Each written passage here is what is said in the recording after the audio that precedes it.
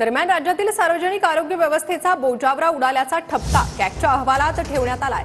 राज्यात केवळ 4.91% निधी खर्च केला जात असल्याचं कॅगच्या अहवालातून समोर आलंय।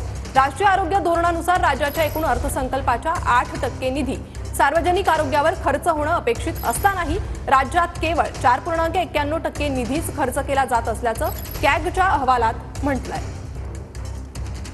सरकार जे आहे ना यांच्यात मलाईसाठी भांडणं आहेत। राज्य लुटायचं कसं, ओरबडून घ्यायचं, ज्याच्या हातात मिळेल तोच घेऊन पळेल। आणि त्याच्यामुळे ही जी काही परिस्थिती आहे त्या परिस्थितीवर किती बोललं तरी ते त्याला काही नाही।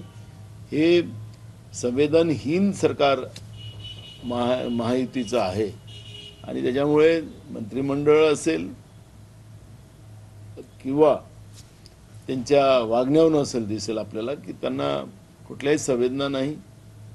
लूट हीच त्यांचं एकमेव संवेदना आहेत आणि त्याच्यामुळे या सरकारच्या पोर्टफोलिओवर आणि त्यांच्या विस्ताराबद्दल बोलण्याचा काही अर्थ नाही।